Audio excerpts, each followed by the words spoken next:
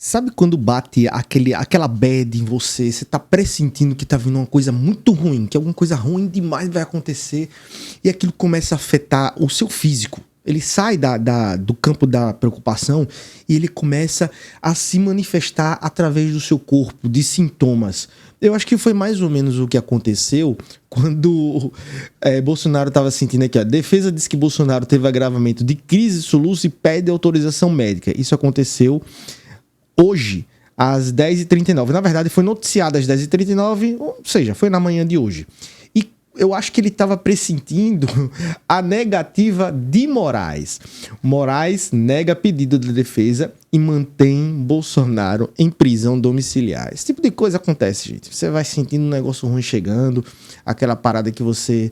Porra, mas eu acreditava tanto lá no meu sonho mais louco, na minha esperança mais distante, eu ainda acreditava nisso. Vamos entender um pouquinho aqui dessa negação. O ministro Alexandre de Moraes, do Supremo Tribunal Federal, negou nesta segunda, dia 13, se fosse sexta-feira, dia 13, ainda seria um terror aqui, mas foi quase combinandinho aqui aí.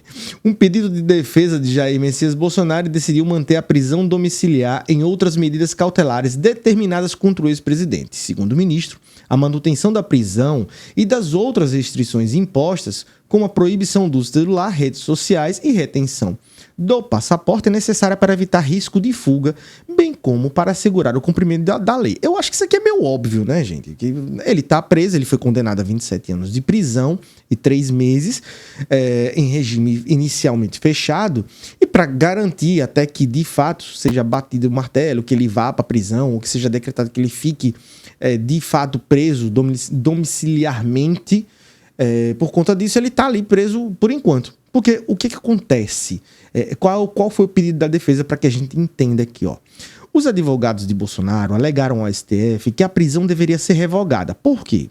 O ex-presidente não foi denunciado no inquérito que apura a ação do deputado Eduardo Bolsonaro nos Estados Unidos para atrapalhar o julgamento da trama golpista, o que demonstra que inexistem indícios de autoria capazes de incluir Bolsonaro no caso. Então eles estão pegando um outro caso para justificar a permanência dele, para justificar que a permanência dele não seria algo cabível na lei, né? Aí, de acordo com a equipe jurídica da PGR, já indicou que eventuais adições a acusações dependem de novas descobertas investigativas, o que significa dizer que hoje é impossível a inclusão do ex-presidente na acusação posta, isso aqui de acordo com a defesa dele, tá? Portanto, inexiste fundamento mínimo necessário para manter as medidas cautelares impostas, ou seja, a medida cautelar de manter ele preso, diz o requerimento apresentado no fim de setembro. Mas aí, eles, obviamente, né, estão fazendo isso de forma sacana, safadinha, sem tocar no perigo de fuga, que é por isso que essa medida cautelar ela é mantida até agora. Ao tomar a decisão, né, que a gente, olha, só para a gente lembrar, essa medida cautelar, ele está preso antes da condenação pela tentativa de golpe. Então, essa medida cautelar de manter ele em casa com a tornozeleira veio em decorrência desse outro processo aqui para evitar que ele fugisse. E ele já sabia que seria condenado pela tentativa de golpe que culminou no 8 de janeiro, né? A tentativa frustrada. Perigo de fuga. Ao tomar a decisão, o ministro Alexandre de Moraes levou em consideração a manifestação da Procuradoria-Geral da República, que citou a possibilidade de fuga do ex-presidente. Abre aspas. As providências mantidas pela Suprema Corte, além disso, são imprescindíveis para evitar a fuga do distrito da culpa, hipótese e cuja possibilidade restou reconhecida nos autos da ação penal correlata. Enfim, aumentou ainda mais o risco de fuga diante da condenação do 8 de janeiro. Então, se já existia um risco de fuga antes, depois da condenação, esse risco aumentou. E por mais que a medida cautelar ela não tenha sido decretada em decorrência da condenação dele pelos crimes que culminaram no 8 de janeiro, ainda assim, ele precisa se manter preso, porque a tentativa a chance dele fugir aumenta ainda mais. Ele já é condenado, gente. Você acha que se soltar esse homem agora, ele vai fazer o quê? que a gente precisa lembrar aqui, ó, dessa notícia. Em decisão, Moraes volta a citar a possibilidade de fuga de Bolsonaro do país. Ministro do STF destaca a proximidade da casa do ex-presidente com a embaixada dos Estados Unidos. Rascunho de pedido de asilo político na Argentina. Aí você acha que esse homem morando ali, a 2 pezinhos da embaixada, ele não ia tentar nada. Ele ia ficar quieto na dele, na moralzinha. Não, eu respeito a lei brasileira, vou ficar aqui esperando ser preso definitivamente. Pelo amor de Deus, né? Somos todos adultos e inteligentes aqui. Mas vamos agora comentando para coisas internacionais que eu queria falar aqui com vocês. Olha só, que coisa mais maravilhosinha, ó. Fim da era do terror de Trump no parlamento de Israel após libertação de reféns em Gaza. E aí ele fala dos reféns, que foi troca, que aí libertou o terrorista Hamas, o grupo terrorista Hamas libertou 20 reféns. E eles libertaram aqui, acho que foram 2.000 também, palestinos que estavam presos. E aí soltou essa fala: este é um dia histórico, o fim de uma era de mortes e terror e um novo amanhecer para o Oriente Médio. Fez toda aquela fala de que ele estava tentando, já fazia parte da campanha dele para tentar vencer o Nobel da Paz, né? Enfim, e ele que bota aqui todo de grande... Agora eu quero separar para vocês aqui, ó, uma fala que ele coloca aqui. Em seu discurso, Trump também falou sobre o futuro da faixa de Gaza no pós-guerra. Sobre isso, disse que quer um parceiro para a reconstrução do território palestino. É sempre um modus operandi, devastar para depois construir aos seus próprios moldes.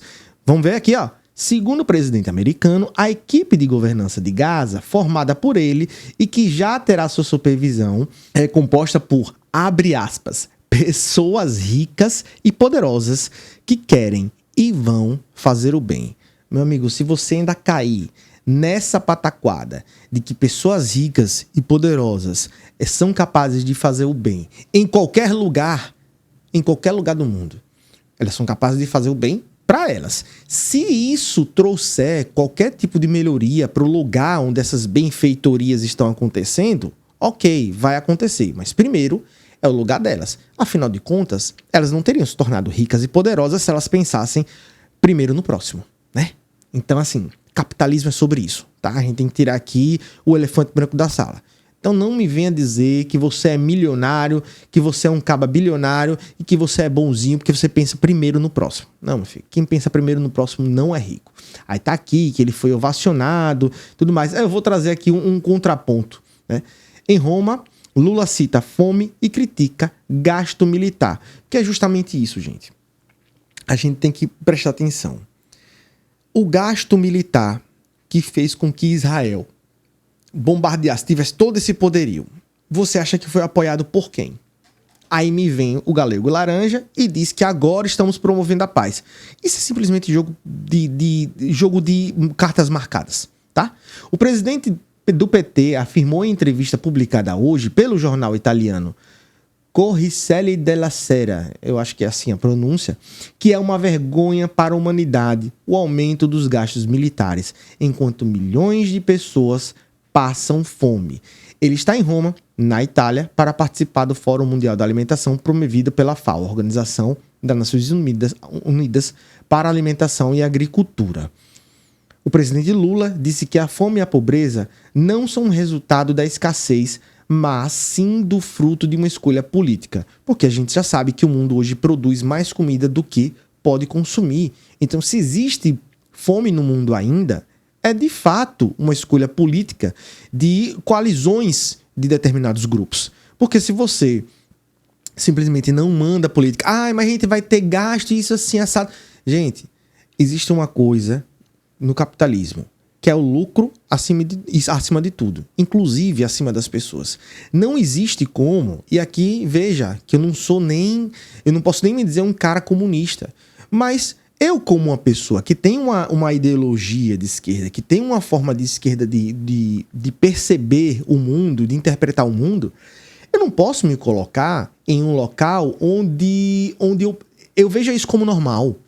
Por mais que eu acredite que empresas elas são necessárias para o funcionamento do mundo, deveria sim haver algum tipo de movimentação das Organizações Unidas, das nações, enfim, para que essas próprias indústrias, o próprio mercado acabasse fazendo com que a fome ela fosse, não completamente no estalar de dedos, porque isso é muito difícil, mas que houvesse uma movimentação de levar alimentos para esses lugares onde a fome ela impera, principalmente em regiões de guerra. O que está acontecendo hoje na faixa de Gaza, e eu espero que, apesar de todo absurdo que seja essa reconstrução através de pessoas ricas e poderosas, mas o que está acontecendo, o que estava acontecendo até agora, começou a chegar comida para o pessoal lá, mas era uma guerra não apenas armamentista, mas era uma guerra de vamos matar a população de fome. E isso é muito cruel.